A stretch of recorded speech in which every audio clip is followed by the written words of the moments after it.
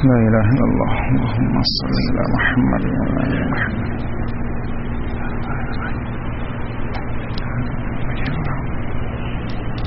اللهم رب هذه الدعوة والصلاة القائمة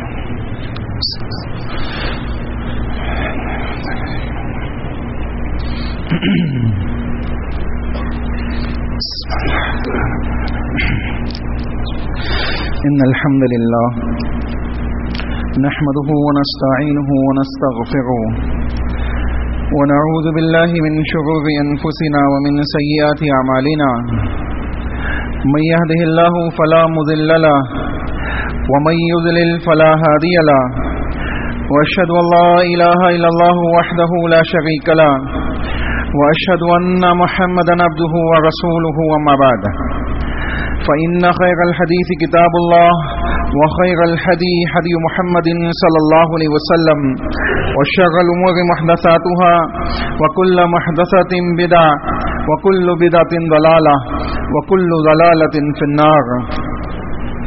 وقال الله تعالى في كتابه المجيد فأعوذ بالله من الشيطان الرجيم بسم الله الرحمن الرحيم فإن آمنوا بمثل ما آمنتم به فقد اهتدوا. وقال في موضع آخر ومن يشاقق الرسول من بعد ما تبين له الهدى ويتبع غير سبيل المؤمنين نوله ما تولى ونصله جہنم وساءت مصيرا. تمام قسم کی حمد و ثنا کبریائی بڑائی اس وحدہ لا شریک خالق کائنات مالک ارض و سما کے لیے لائق و زیبا ہے، جو تمام جہانوں کا خالق اور مالک ہے، تمام جہانوں کا رب العالمین ہے. اسی کے لیے تمام تر عبادتیں ہیں اور وہی اکیلا تمام تر عبادتوں کا مستحق ہے. سبحان اللہ بحمدہ سبحان اللہ العظیم. انگنت درد و سلام ہو انبیاء کی مقدس جماعت پر، خصوصاً سید المرسلین رحمت للعالمین آمنہ کے لال جناب محمد رسول اللہ صلی اللہ علیہ وسلم کی ذات گرامی پر. اللہم صلی علی محمد وعلی آل محمد کما صلیت علی ابراہیم وعلی آل ابراہیم انک حمید مجید.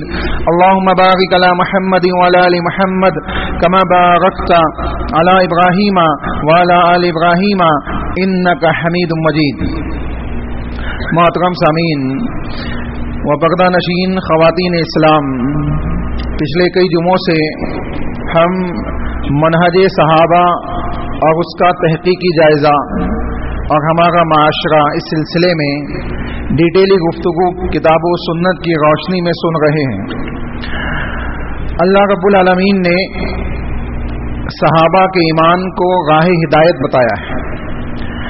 ایمان انسان کا، ایک مومن کا ایمان ایسا ایمان ہو جیسا صحابہ ایمان لائے.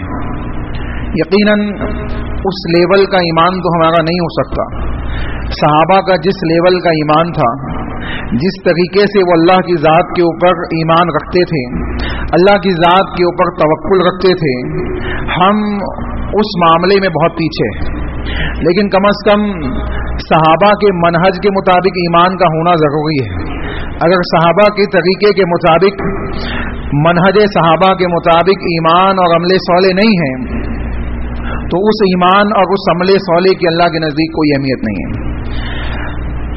بنیادی طور پہ اس کے سلسلے میں کئی ڈیٹیلی باتیں ہم سن چکے ہیں. میں آپ کو چند چیزیں آپ کے سامنے آج کے جمعے میں رکھوں گا. انشاءاللہ ان باتوں کے ساتھ اس ٹاپک کو ہم ختم کریں گے کہ یہ کیوں ہم پیش کر رہے، کیوں اس ہمارے لیے ضروری ہے. کتاب اللہ کی ایک آیت سنیں. اللہ رب العالمین کا فرمان ہے، سورہ نساء کی آیت ہے، آیت نمبر 43 ہے. اللہ رب العالمین بیان فرماتا ہے یا ایھا الذین آمنوا، اے ایمان والو، لا تقربوا الصلاۃ، نماز کے نزدیک مت جاؤ، وانتم سکارا، جبکہ تم نشے کی حالت میں ہو. اب اگر کوئی انسان اس آیت کو اتنا پڑھ کے رک جائے، یا ایھا الذین آمنوا، اے ایمان والو، لا تقربوا الصلاۃ، نماز کے نزدیک مت جاؤ، یعنی نماز مت پڑھو. اب وہ کہے کہ دیکھو اللہ نے تو قرآن میں کہا ہے کہ نماز مت پڑھو، ایمان والوں سے اللہ کہہ رہا ہے کہ نماز مت پڑھو، تو ہم کیا کہیں گے کہ تو पढ़ता तो है कुरान, आयत तो कुरान की पेश करता है, लेकिन मतलब वो नहीं ले रहा है जो लेना चाहिए, जो सहाबा ने लिया है, जो सहाबा ने समझा है, या जो अल्लाह ने बयान किया है। अल्लाह ने कुरान की उस आयत के अंदर जो चीज़ बयान की है उसका सही मतलब तुमने नहीं लिया है। तो मालूम पड़ रहा है कि कुरान करीम को या अहादीस रसूल को वैसे समझना है जैसे सहाबा ने समझा है, उसके मुताबिक अमल करना है। तो देखें, हम नमाज पढ़ते हैं, नमाज के लिए वुज़ू ज़रूरी है, ये बात कई दफ़ा हम सुन चुके हैं, लेकिन वुज़ू से पहले भी एक चीज़ है, जिस्म की पाकी, जिस्म की तहारत, गुस्ल का होना, गुस्ल से इंसान पाको साफ होना। एक इंसान अगर जुम्बी है, नापाक है, चाहे वो जनाबत बीवी से हमबिस्तरी की वजह से हो या नींद के अंदर एहतिलाम होने की वजह से हो, दोनों में से कोई भी शक्ल हो तो उसके ऊपर गुस्ल वाजिब होता है। और अगर वो शख्स जिसके ऊपर गुस्ल वाजिब है वो बिना गुस्ल किए सिर्फ वुज़ू बनाए और नमाज के लिए खड़ा हो जाए, तो आप क्या कहेंगे? उसकी नमाज काबिल कबूल नहीं है, यकीनन नहीं है। हर एक बंदा, छोटा बच्चा भी ये बता देगा कि जो थोड़ी सी दीन की समझ रखता हो, वो ये बता देगा कि इस बंदे की नमाज क्या है, अल्लाह के नज़दीक काबिल कबूल नहीं है। क्यों नहीं है? क्योंकि इसने जो असल पाकी है, बड़ी पाकी, उसी में ये नापाक है। तो छोटी पाकी यानी वुज़ू करने से कोई फायदा इसको होने वाला नहीं है। तो किसको फायदा होगा वुज़ू करने से? जो पहले से क्या हो, जिस्मानी एतबार से पाको साफ। तो अल्लाह ने क्या कहा सुने, अल्लाह ने कहा, ए ईमान वालों, नमाज के नजदीक मत जाओ वन तुम सुकारा, जबकि तुम नशे की हालत में हो, जब तुम नशे की हालत में हो। इसका मतलब क्या है कि नशा करना जायज है, यानी नमाज के अलावा की हालत में नशा किया जा सकता है? नहीं। ये आयत उस वक्त नाजिल हुई जब अभी शराब की हुकूमत नाजिल होने की थी। सहाबा के दरमियान, मुशरिकीन के दरमियान, माशरे के अंदर शराब नोशी होती थी। अल्लाह ने उसकी हुर्मत का वाज़े हुक्म नाजिल नहीं किया था। चुनांचे बाज़ लोग आते और क्या करते, शराब के नशे ही में नमाजों के अंदर खड़े हो जाते, और जब नमाज में बंदा नशे में खड़ा होगा तो उसको मालूम नहीं पड़ेगा कि क्या पढ़ाया जा रहा है, कितनी रकात पढ़ी गई है, उसने रुकू किया है कि नहीं किया है, सजदा किया है कि नहीं किया है, अल्लाह से वो अजाब का सवाल कर रहा है कि अल्लाह से भलाई का सवाल कर रहा है, उसको मालूम नहीं पड़ेगा। चुनांचे ऑर्डर अल्लाह ने क्या दिया कि जब तुम नशे की हालत में हो तो नमाज के नजदीक मत जाओ। यानी पहली चीज तो यह है कि नशा ही मत करो। और अभी चूंकि हुकूमत नाजिल नहीं हुई है, अगर कोई नशा कर रहा है तो वो क्या करे, नमाज पढ़ने ना आए, बाद में पढ़े, अच्छी तरीके से पाको साफ हो जाए, उसके बाद नमाज के नजदीक आए। तो मालूम पड़ रहा है कि बाद में अल्लाह ने क्या किया, अल्लाह ने हुक्म दे दिया कि हमने तुम्हारे लिए शराब को हराम कर दिया है और उसकी हुकूमत को बयान कर दिया। और नबी अकरम सल्लल्लाहु अलैहि वसल्लम ने क्या कहा कुल्लु मुस्किरिन हराम, हर नशा करने वाली चीज हराम है। तो अब इसमें वो तमाम चीजें भी दाखिल है। जैसे बहुत से लोग आप देखें, उनके बाजू खड़े हो जाए तो गुटके की, सिगरेट की या इस किस्म की दूसरी चीजों की क्या है, बू आने लगती है। वो ऐसा महसूस होता है कि अभी अभी उन्होंने ये तमाम चीजें लेकर आके नमाज में खड़े हो गए। या बहुत से लोग ऐसे हैं जो मस्जिद के वॉशरूम में जाके क्या करते हैं, बीड़ी फूकते हैं, सिगरेट पीते हैं, इस किस्म के दूसरे काम करते हैं, या गुटखा खा के आते हैं, मस्जिद के वुज़ू खाने में थूक के जाते हैं। तो ये सब चीजों से बंदे को क्या करना चाहिए, परहेज करना चाहिए। मस्जिद जमीन के ऊपर सबसे मुकद्दस जगह होती है, सबसे मुकद्दस जगह। चुनांचे उस मुकद्दस जगह का हम एहतराम नहीं करेंगे तो अल्लाह रब्बुल आलमीन के फरिश्ते और अल्लाह रब्बुल आलमीन की जात के नजदीक हमारा एहतराम खत्म हो जाएगा। तो हमको चाहिए कि हम उसका एहतराम करें। तो कहा गया कि नमाज के करीब मत ना हो जब तुम नमाज नशे की हालत में हो, हत्ता तालमू मा तक़ूलून, यहां तक कि तुम जान लो कि तुम नमाज में क्या कह रहे हो। यानी ऐसी हालत में नमाज पढ़ो कि तुम्हें होशो हवास रहे कि नमाज में मैं अल्लाह से क्या मांग रहा हूं, नमाज में क्या पढ़ रहा हूं, क्या नहीं पढ़ रहा हूं, होशो हवास की हालत में। आगे कहा गया, असल बताना यह मकसद नहीं है, आगे की जो आयत का टुकड़ा है वो मौजू है। कहा वला जुनूबन, और जुम्बी होने की हालत में नमाज के नजदीक मत आओ। जब कोई इंसान जुम्बी हो, उसके ऊपर गुस्ल वाजिब हो, तो उसके लिए जायज नहीं है कि वो आके नमाज पढ़ने खड़ा हो जाए। पहले क्या करेगा, अगर जमात छूटती है तो छोड़ दे, लेकिन पहले गुस्ल करे, पहले गुस्ल करे। तो मालूम पड़ा कोई सोचेगा कि भाई जमात छूट जाएगी, चलो पहले नमाज पढ़ लेता हूँ, बाद में जाके गुस्ल कर लूंगा, तो हम क्या कहेंगे? नमाज हो जाएगी? उसकी नमाज काबिल कबूल नहीं है। अल्लाह ने कहा वला जुनुबन, और जब जुम्बी हो, इल्ला आबिगी सबीलिन हत्ता तगतसिलू, यहां तक के क्या करे? वो गुस्ल कर ले, यहां तक के गुस्ल कर ले। उसके बाद अल्लाह ने कहा व इन कुंतुम मर्दा, और अगर तुम बीमार हो, मरीज हो, कोई ऐसा बीमार हो कि पानी इस्तेमाल ना कर सकता हो, ऐसा मरीज हो जिसके पास पानी ना हो, या पानी इस्तेमाल करने से मौत का खदशा हो, या बीमारी के अंदर इजाफा होने का खदशा हो, ये तमाम खदशों में से कोई भी हो, तो वो क्या करें? औ अला सफरिन, या सफर में हो, या सफर में हो, औ जा अहदुम मिनल गाइती, या कोई पेशाब पैखाने से लौट के आए, और औला मस्तुमुन्निसा, या अपनी बीवियों से हमबिस्तरी करने के बाद लौटे, और फलम तजीदुमा, ये तमाम कंडीशन है, ये तमाम कंडीशन है, सफर में है, या इसी तरीके से मरीज है, या इसी तरीके से वो क्या उसने क्या किया है? पेशाब पैखाने से लौट के आया है, या बीवी से हमबिस्तरी किया है। अब उसके बाद फलम तजीदुमा, पानी नहीं पाता है, उसको पानी नहीं मिल रहा है, पानी अवेलेबल नहीं है उसके लिए, तो वो क्या करेगा? फलम तजीदुमान फतयम्ममू सईदन तय्यबा, अल्लाह ने कहा तो वो तयम्मुम कर ले। वो क्या करे? तयम्मुम कर ले। अब देखे गुस्ल का बदल दे दिया गया, गुस्ल का बदल दे दिया गया कि गुस्ल करे अगर पानी नहीं मिल रहा है। कोई कह सकता है ना कि भाई गुस्ल करने के लिए पानी नहीं है, हम मजबूर है, सफर में है, बीमार है, या इस किस्म की दूसरी कंडीशन है कि हमारे पास पानी नहीं है, तो अब क्या करें? वो अल्लाह ने कहा सईदन तय्यबा, फतयम्ममू सईदन तय्यबा, तो वो तयम्मुम कर ले पाक मिट्टी से। फमसहू बिवुजूहिकुम व अयदीकुम, अल्लाह ने बयान फरमाया तो वो क्या करे? अपने चेहरे और अपने हाथों का मसा कर ले, अपने चेहरे और अपने हाथों का मसा कर ले। ये आयत अपने सामने रखे। अब इस आयत के अंदर ईमान वाले मुखातिब है। अब इस आयत को सामने रखे और हम नबी अकरम सल्लल्लाहु अलैहि वसल्लम की जिंदगी में झांक के देखते हैं कि गुस्ल और तयम्मुम, वुजू का तरीका तो हम इससे पहले सुन चुके हैं, गुस्ल और तयम्मुम नबी ने हमको कैसे सिखाया है, ताकि हम समझ सके कि अगर हम उससे हट जाए, उस तरीके को छोड़ दे, उस गुस्ल के तरीके को छोड़ दे, तो हमारा ये गुस्ल भी सुन्नत के मुताबिक नहीं होगा और अल्लाह रब्बुल आलमीन के नजदीक मुमकिन है कि हम उसके वजह से पकड़े जाए। एक चीज तो ये है कि एक इंसान को मालूम नहीं है, जैसे एक सहाबी रसूल ने क्या किया, उनको सफर में थे तो उनको हाजत हो गई, तो नापाक हो गए। अब नापाक हुए तो उनको मालूम था कि मिट्टी से तयम्मुम पाकी हासिल की जा सकती है, लेकिन तयम्मुम का तरीका नहीं मालूम था कि तयम्मुम करना कैसे है। तो उन्होंने क्या किया, जैसे जानवर जमीन पे लौटते हैं ना, चौपाए लौटते हैं जमीन पे, तो पूरी मिट्टी क्या करते हैं? अपने बॉडी पे लगा लेते हैं। तो सहाबी ने सोचा कि भाई जब गुस्ल करते हैं तो पूरे जिस्म पे पानी डालते हैं, पूरे जिस्म पे पानी डालते हैं, तो तयम्मुम मिट्टी से किया जाता है और मुझे गुस्ल की जरूरत है और पानी नहीं मिल रहा है, तो क्यों ना मैं भी ऐसे ही कर लूं। उन्होंने जमीन पे लोटा और लोट के पूरे जिस्म पे क्या किया? मिट्टी लगा ली।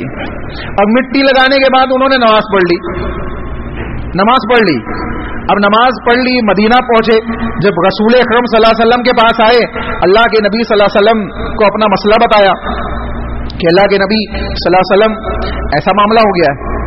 रसूलुल्लाह ने बयान फरमाया कि तेरे लिए इतना काफी था कि तू जमीन में एक हाथ मारता, अपने चेहरे और हाथों पे मसा कर लेता, तयम्मुम हो जाता। इंशाअल्लाह हम तरीका देखेंगे। तो मालूम पड़ रहा है कि सहाबी ने लाइल्मी में एक गलत अमल कर लिया, तो रसूल अकरम सल्लल्लाहु अलैहि वसल्लम ने उनको नमाज दोहराने के लिए नहीं कहा, नमाज फिर से पढ़ने के लिए नहीं कहा, लेकिन सही तरीका बता दिया कि फिर से नहीं करना, ऐसी गलती फिर से नहीं करना। तो मालूम पड़ रहा है कि हमको चाहिए कि हम दीन का इल्म सीखें और वैसे सीखें जैसे सहाबा ने नबी से सीखा है, जैसे सहाबा ने नबी से सीखा है। क्यों? क्योंकि नबी ही वो जात है जिसके ऊपर अल्लाह ने वही नाजिल की है, और नबी ही वो जात है जिसने सहाबा को सिखाया है कि दीन पे कैसे अमल करना है, और सहाबा वो जात है जिन्होंने उम्मत को सिखाया है कि दीन के ऊपर कैसे चलना है। तो मालूम पड़ रहा है कि ये पूरी चैन बनी हुई है, यहां से लेके नबी तक, सहाबा से होते हुए। अगर सहाबा के तरीके को छोड़ दिया जाए तो नबी के तरीके को हम पा नहीं सकते। नबी के रास्ते को हम पा नहीं सकते। तो अल्लाह रब्बुल आलमीन ने बयान फरमाया कि तुम क्या करो, पहले तो गुस्ल करो। अगर कोई नापाक हो जाता है तो गुस्ल करे, उसको चाहिए कि वो गुस्ल करे। लेकिन अगर मरीज है या सफर में है, पानी नहीं मिल रहा है या इस किस्म की दूसरी कंडीशंस है, तो अब वो तयम्मुम कर सकता है, उसके लिए तयम्मुम करना जायज है। अब देखें रसूल अकरम सल्लल्लाहु अलैहि वसल्लम ने गुस्ल और तयम्मुम कैसे किया है। आज हमारे माशरे के अंदर बहुत से ऐसे लोग हैं जिनको गुस्ल का सही तरीका नहीं मालूम है, गुस्ल का सही तरीका नहीं मालूम है। और इसकी एक वजह यह भी है कि आमतौर पर ये चीजें मेंबर रसूल से नहीं बयान की जा पाई, ये चीजें मेंबर से कोई बयान नहीं करता है। तो हमें मालूम इसलिए होना चाहिए कि हमारी इबादतों की बुनियाद इस पे खड़ी हुई है, हमारी इबादतें ज़ाये हो जाएंगी। अगर हमारा गुस्ल सही नहीं है, हमारा वुजू सही नहीं है, तो इबादतें काबिल कबूल नहीं होगी। तो इस बात को समझना, इस बात को जानना हम सबके लिए जरूरी है। तो कहा गया रसूल अकरम सल्लल्लाहु अलैहि वसल्लम के गुस्ल का तरीका, हजरत आयशा रज़ी अल्लाह अन्हा, नबी की बीवी हजरत आयशा रज़ी अल्लाह अन्हा, उम्मुल मोमिनीन, मोमिनों की माँ हजरत आयशा रज़ी अल्लाह अन्हा, और वो खातून जिसकी बरात को अल्लाह ने कुरान मजीद के अंदर नाजिल किया। जब मुनाफिकीन ने हजरत आयशा रज़ी अल्लाह अन्हा के ऊपर तोहमतें लगाई, अल्लाह ने उस खातून के लिए, आप सोचे कैसी पाकदामन खातून थी, उसके लिए अल्लाह रब्बुल आलमीन ने किताबुल्लाह की आयतें नाजिल कर दी, किताबुल्लाह की आयतें नाजिल कर दी। तो कहा हजरत आयशा रज़ी अल्लाह अन्हा बयान फरमाती है, एक और चीज समझे यहाँ पे, हजरत आयशा रज़ी अल्लाह अन्हा रसूल अकरम सल्लल्लाहु अलैहि वसल्लम की चहीती बीवियों में से थी, और अल्लाह के नबी सल्लल्लाहु अलैहि वसल्लम की बेशुमार हदीसें बयान करने वाली खातून, लेडीज में सबसे ज्यादा हदीसें हजरत आयशा रज़ी अल्लाह अन्हा ने बयान की है। और ऐसे ऐसे मसले कि अगर हजरत आयशा बयान नहीं करती तो उम्मत को मालूम ही नहीं पड़ता। ये अंदरूनी बात है ना, गुस्ल कहाँ करता है इंसान, घर में गुस्ल खाने में जाके करता है। हजरत आयशा बीवी है, अपने हस्बैंड नबी मोहम्मद रसूलुल्लाह सल्लल्लाहु अलैहि वसल्लम को देख रही कि गुस्ल कैसे कर रही। देखे तो सहाबियात ने रसूल अकरम सल्लल्लाहु अलैहि वसल्लम के वो खुसूसी मसाइल हमें बताए ताकि हम गुनाहों से महफूज हो जाए, हम गुनाहों से महफूज हो जाए। और ये जरिया सिलसिला अल्लाह ने बनाया है। बहुत से लोग कहते हैं ना हदीसें महफूज नहीं है, हदीसें महफूज नहीं है। आप देखें आज दुनिया के बड़े बड़े लोग जो बड़े बड़े ओहदे पे, दुनिया का सबसे बड़ा जो इंसान हो सकता है उसको देख ले आप, जो हमेशा सीसीटीवी कैमरास के दरमियान में रहता हो उसको देख ले आप, उसकी जिंदगी का हर लम्हा लोगों के सामने नहीं है। दुनिया के अंदर कोई शख्सियत है जिसके तमाम लम्हात को अल्लाह ने दुनिया के सामने रखा है तो वो मोहम्मद रसूलुल्लाह सल्लल्लाहु अलैहि वसल्लम की शख्सियत है, अल्लाह के नबी की शख्सियत है। और क्यों अल्लाह ने रखा, ये भी सुने, अल्लाह ने क्यों की मोहम्मद रसूलुल्लाह को लक़द कान लकुम फी रसूलिल्लाहि उस्वतुन हसना का पैकेट बना के भेजा है कि अल्लाह के नबी हमारे लिए आइडियल है। और जो जात आइडियल होती है उसके तमाम मामलात लोगों के सामने होने चाहिए। मैं आइडियल नहीं हूं ना, आप आइडियल नहीं है ना, तो हमारे बहुत से मामला छुपे हुए, बहुत से हम गुनाहों को करते होंगे, हम नेकियों को करते होंगे, हम अच्छे बुरे काम करते होंगे, अल्लाह जानता है, हम जानते हैं, लोग नहीं जानते। लेकिन मोहम्मद रसूलुल्लाह सल्लल्लाहु अलैहि वसल्लम के तमाम मामलात, चूंकि रसूलुल्लाह सल्लल्लाहु अलैहि वसल्लम नेकियों के ऊपर अपनी जिंदगी गुजारने वाली शख्सियत है, अल्लाह के नबी के तमाम मामलात लोगों के सामने मौजूद है हदीसों की शक्ल में। अब वो लोग जो कह रहे हैं कि हम हदीसों को नहीं मानते, आप देखिए गुस्ल खाने के अंदर गुस्ल कर रहे, हजरत आयशा गुस्ल का तरीका बयान कर रही है, कहां से मालूम पड़ा? सोचे जरा, अपनी अक्लों के अंदर ये फजूल की बातें जो दाखिल हो गई है शयातीन की जानिब से, इन वसवसों से बच जाए और सिराते मुस्तकीम पे गामजन रहे। अल्लाह हम सबको इसकी तौफीक अता फरमाए। हज़रत आयशा रज़ी अल्लाह अन्हा बयान फरमाती है, अन्न नबी सल्लल्लाहु अलैहि वसल्लम काना इज़ा इग़्तसला मिनल जनाबती, अल्लाह के नबी सल्लल्लाहु अलैहि वसल्लम जब जनाबत का गुस्ल करते, हज़रत आयशा क्या कह रही है, जब जनाबत का गुस्ल करते यानी जब जुम्बी हो जाते तो नबी गुस्ल करते, नबी सल्लल्लाहु अलैहि वसल्लम क्या करते, गुस्ल करते। मालूम पड़ा कि जनाबत के ऊपर गुस्ल लाजिम है, गुस्ल के बगैर इंसान पाकी हासिल नहीं कर सकता। कहाँ बादा अल्लाह के नबी इब्तिदा करते, फगसला यदैहि सुम्मा यतवद्दा, अल्लाह के नबी सल्लल्लाहु अलैहि वसल्लम क्या करते, अपने हाथों को धुलते और फिर वजू करते, अपने हाथों को धुलते और फिर वजू करते। लेकिन इससे पहले एक और चीज है, इंशाअल्लाह दूसरी हदीस में उसकी वजाहत आएगी, शर्मगाह को धुलना। शर्मगाह को साफ करना, जहां गंदगी लगी हो जिस हिस्से में उसको साफ करना, उसको सही तरीके से साफ कर लेना। उसके बाद अपने हाथों को धुलना। एक हदीस में आता है कि मिट्टी में घस के अपने हाथों को धुलते, तो मिट्टी में घसने से मतलब क्या है कि आप साबुन लगा ले, क्योंकि आजकल हमारे बाथरूम के अंदर तो टाइल्स लगी हुई है, वहां कहां मिट्टी मिलने वाली है, तो हम क्या कर ले, साबुन से धुल ले।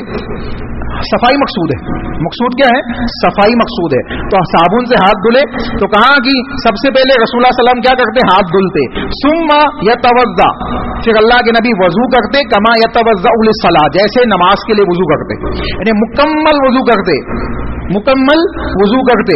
अब बिस्मिल्लाह भी पढ़नी है पहले, गुस्ल से पहले, गुस्ल से पहले वजू, गुस्ल खाने के अंदर नहीं, बाहर पढ़ ले, बाहर पढ़ के आ जाए, क्योंकि आज हमारे यहाँ एक सिस्टम हुआ है अटैच लेटरिन बाथरूम का, तो ये अटैच लेटरिन बाथरूम भी एक अलग मुसीबत है, ठीक है। तो ये एक तो पहले के जमाने में क्या होता था, गुस्ल खाना अलग होता था और वॉशरूम अलग होता था, तो शयातीन के मामला वॉशरूम में होते थे, और अभी गुस्ल खाना जॉइंट हो गया है तो उसके साथ में जुड़ गए, उसके साथ में जुड़ गए, तो वो वॉशरूम में जाने की दुआ पढ़े, अल्लाहुम्मा इन्नी औज़ु बिका मिनल खुबूसी वल खबाइस, अगर आपको इस्तिंजा वगैरह करना है तो, और गुस्ल की नियत से दाखिल हो गए तो बिस्मिल्लाह बाहर पढ़ के गुस्ल की नियत से दाखिल हो जाए। तो मालूम पड़ रहा है कि अल्लाह के नबी ने क्या किया, सबसे पहले अपने हाथों को साफ किया, और फिर रसूल अकरम सल्लल्लाहु अलैहि वसल्लम ने वुजू किया जैसे नमाज के लिए वुजू करना है, यानी मुकम्मल वुजू किया अल्लाह के नबी ने। उसके बाद रसूल अकरम सल्लल्लाहु अलैहि वसल्लम ने सुम्मा युदखिलु असाबिअहु फिल माई फयुखल्लिलु बिहा, अल्लाह के नबी ने फिर अपने हाथों में पानी लिया और अपनी उंगलियों से अपने बालों के अंदर क्या किया, खिलाल किया, ये जो सर है ना, सर के बालों के अंदर खिलाल किया, बिशागिही, सुम्मा यसुब्बु अला रासिही सलाता गुरफिन, उसके बाद अल्लाह के नबी ने 3 चुल्लू पानी लिया, इस तरीके से हथेली, दोनों हथेलियों में 3 चुल्लू पानी लेके अपने सर पे डाला, अपने सर पे नबी ने 3 चुल्लू पानी डाला। अब आप चुल्लू से ना डाले तो मग से डाल ले, कोई मसला नहीं, 3 मग पानी डाल ले, 3 मग पानी डाल ले, लेकिन उससे पहले खिलाल कर ले ताकि जड़ों तक क्या हो, पानी पहुंच जाए। फिर नबी ने 3 लब पानी डाला, बियदिही, सुम्मा युफीदुल मा अला जिल्दिही कुल्ली, फिर अल्लाह के नबी ने अपने पूरे जिस्म के ऊपर पानी बहाया, पूरे जिस्म के ऊपर पानी बहाया। सुन्नत का तरीका यह है कि सबसे पहले बंदा क्या करे, वुजू की गुस्ल की नियत से दाखिल हो गया तो बिस्मिल्लाह बाहर पढ़ ले, उसके बाद गुस्ल करने दाखिल हुआ है तो सबसे पहले जहां गंदगी लगी है शर्मगाहों को, शर्मगाहों के आसपास जहां गंदगी लगी है उसको साफ कर ले, फिर हाथों को धुल ले, हाथों को धुलने के बाद वुजू बनाए जैसे नमाज के लिए वुजू बनाता है, मुकम्मल वुजू, उसमें पैर धुलना भी दाखिल है, मुकम्मल वुजू बनाए। उसके बाद क्या करे, उसके बाद बालों का खिलाल करें, बालों का खिलाल करें, उसके बाद बालों पे 3 लब पानी डालें, यहां तक समझ आई बात, बालों पे 3 लब पानी डालें, उसके बाद पूरे जिस्म पे क्या करें, पानी बहाए, पूरे जिस्म पे पानी बहाए।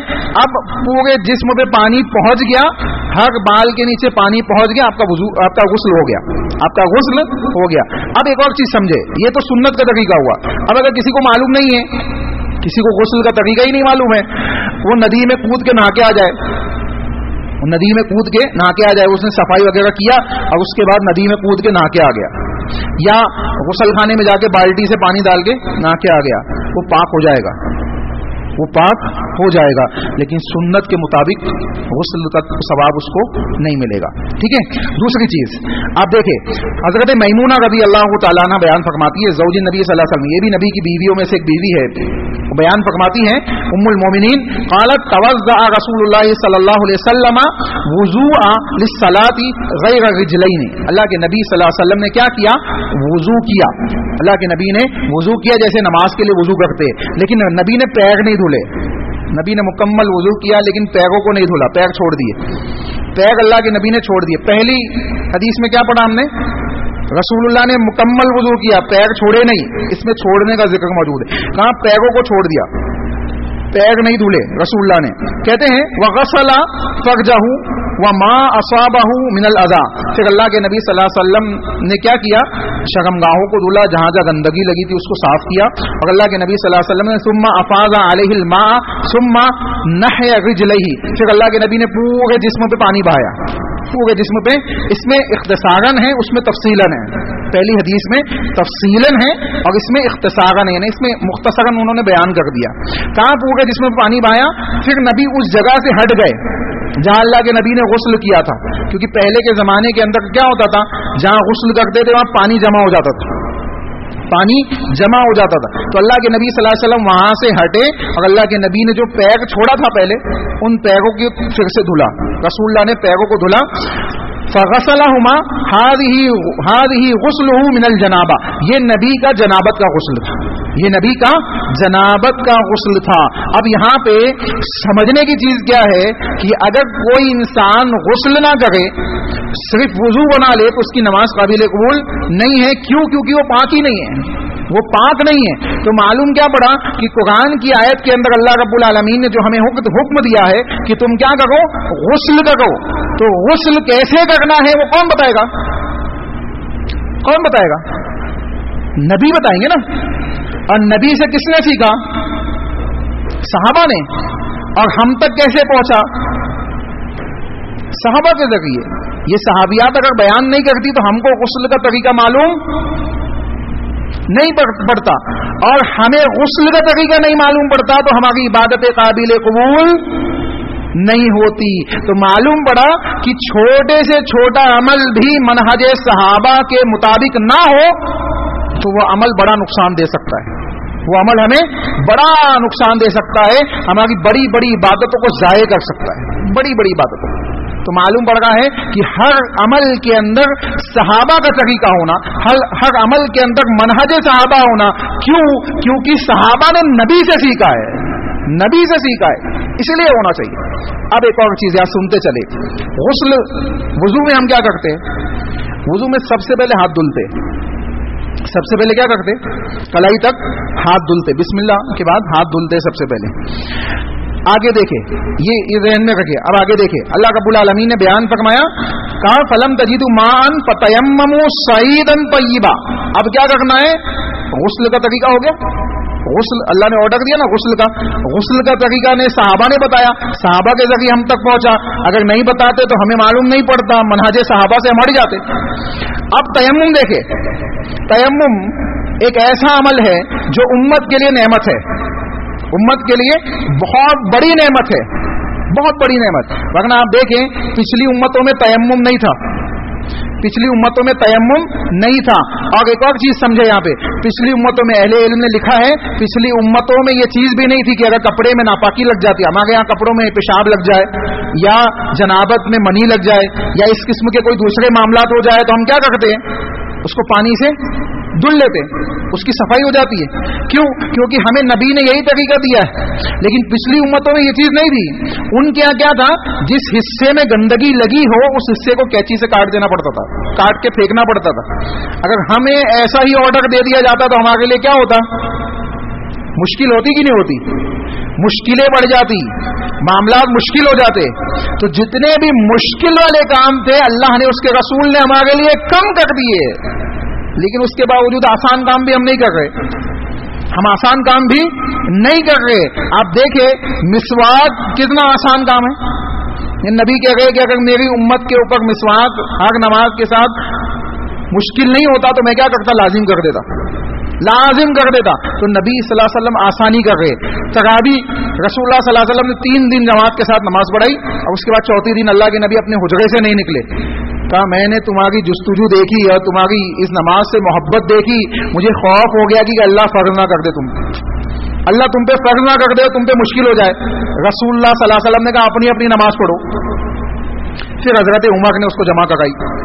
تو معلوم پڑ رہا ہے کہ نبی جماعت سے پڑھانا چاہ رہے تھے لیکن امت کے اوپر فرض نہ ہو جائے اس لیے اللہ کے نبی نے نہیں پڑھائی. تو رسول اللہ صلی اللہ علیہ وسلم کتنے رحمت للعالمین تھے، اور ہم نبی کی حدیثوں پہ اعتراض کرنے بیٹھے ہوئے.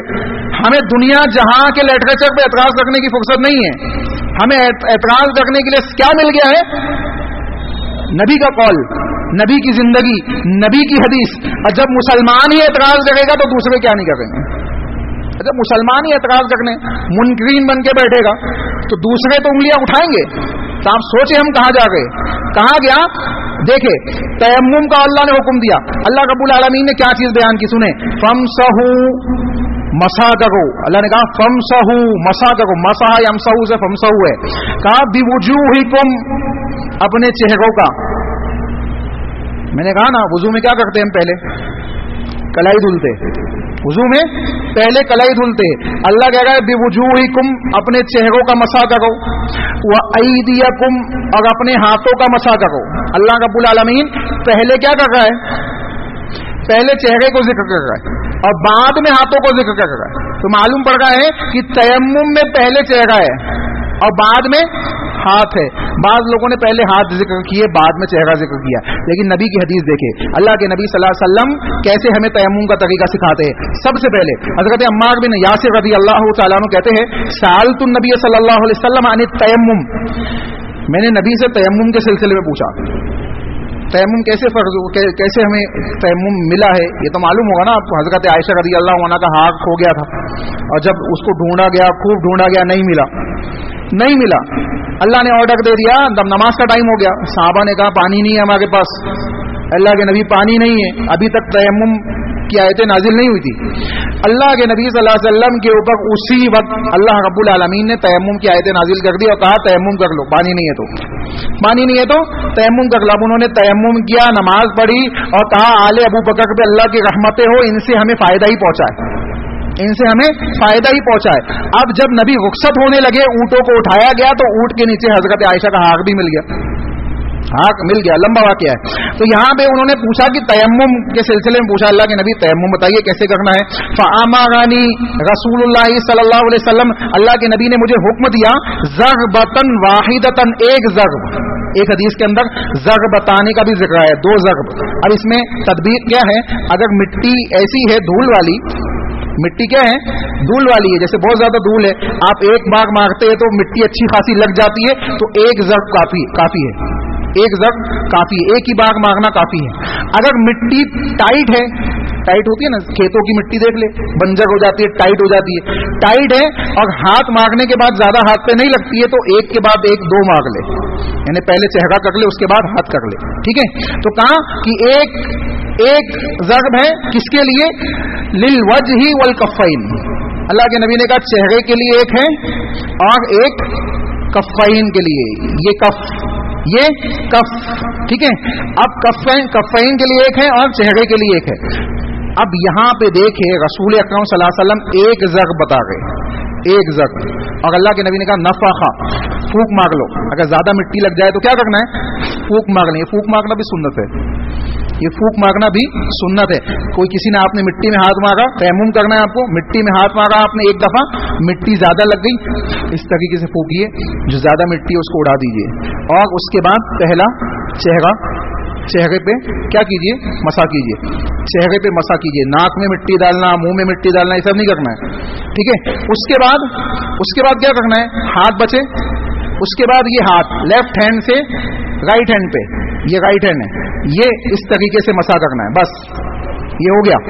اور اس کے بعد یہ ہاتھ ہو گیا, تیمم ہو گیا. اب اس تیمم سے آپ نماز بھی پڑھ سکتے ہیں, یہ غسل کے لیے بھی کافی ہے, وضو کے لیے بھی کافی ہے. بعض لوگ کیا کرتے ہیں کہ تیمم غسل کے لیے کافی نہیں ہے. بہت سے لوگ ایسے ہیں جو معاشرے کے اندر کہتے ہیں کہ تیمم غسل کے لیے کافی نہیں ہے. آئیے میں حدیث آپ کو سناتا ہوں, رسول اکرم صلی اللہ علیہ وسلم کی حدیث ہے. اللہ کے نبی صلی اللہ علیہ وسلم نے کیا چیز بیان کی اس کو سنیں. حضرت عمار بن یاسر ہی بیان کرتے ہیں, کہتے ہیں وَأَنَا فِي الْإِبِلِ, میں اونٹ کے اوپر بیٹھا ہوا تھا, فَلَمْ أَجِدُ مَاءً, اور مجھے پانی نہیں ملا, کہیں میں بہت ڈھونڈا, پانی نہیں ملا مجھے.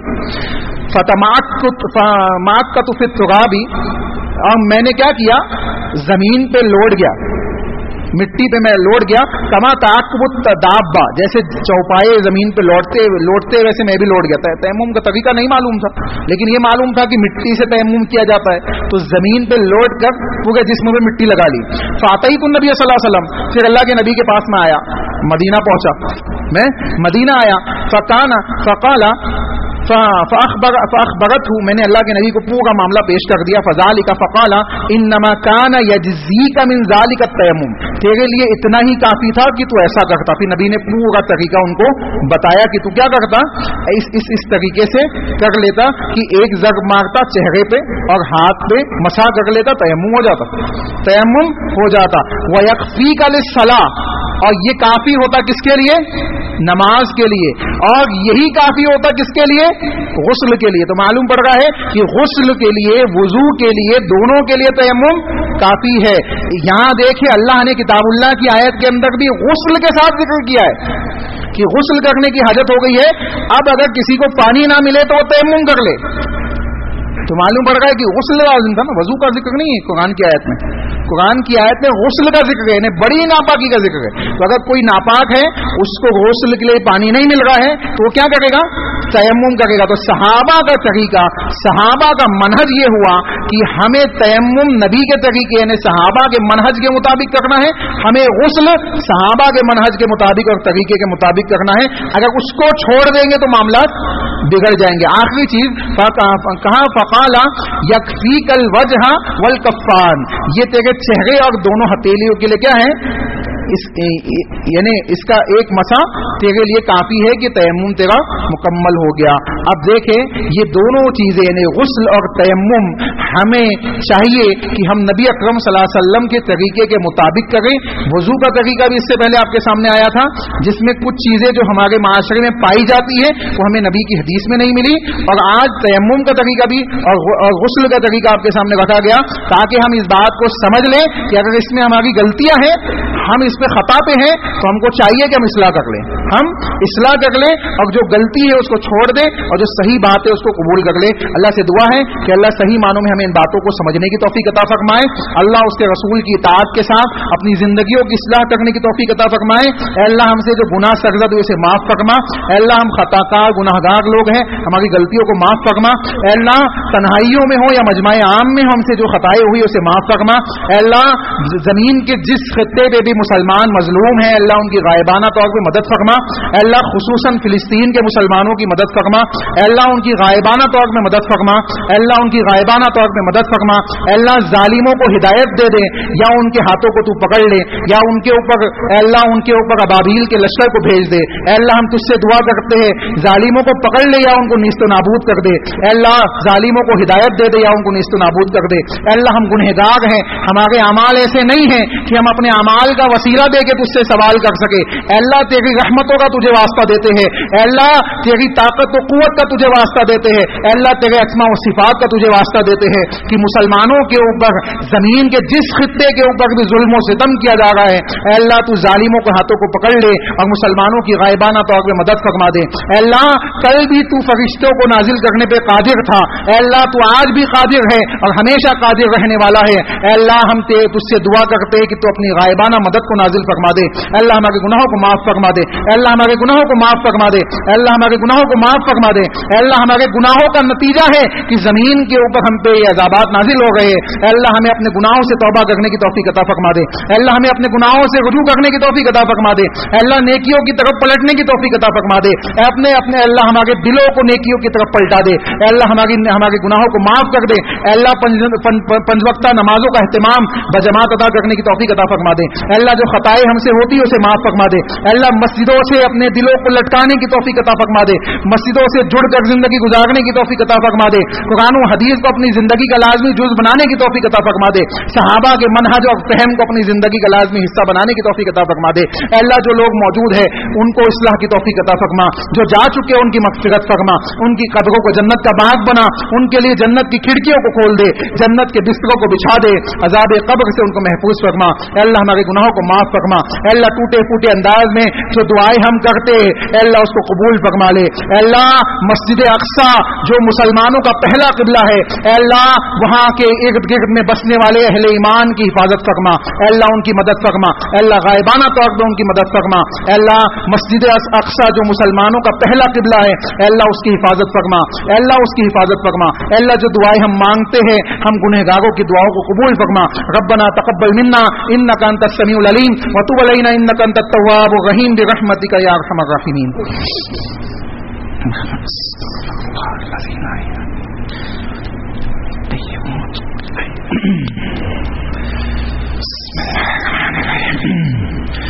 إن الحمد لله نحمده ونستعينه ونستغفره ونعوذ بالله من شرور أنفسنا ومن سيئات أعمالنا من يهده الله فلا مضل له ومن يضلل فلا هادي له وأشهد أن لا إله إلا الله وحده لا شريك له وأشهد أن محمدا عبده ورسوله أما بعد فأعوذ بالله من الشيطان الرجيم بسم الله الرحمن الرحيم إن الله وملائكته يصلون على النبي يا أيها الذين آمنوا صلوا عليه وسلموا تسليما اللهم صل على محمد وعلى آل محمد كما صليت على إبراهيم وعلى آل إبراهيم إنك حميد مجيد اللهم بارك على محمد وعلى آل محمد كما باركت على إبراهيم وعلى آل إبراهيم إنك حميد مجيد عباد الله رحمكم الله إن الله يأمر بالعدل والإحسان وإيتاء ذي القربى وينهى عن الفحشاء والمنكر والبغي يعظكم لعلكم تذكرون قوموا إلى الصلاة.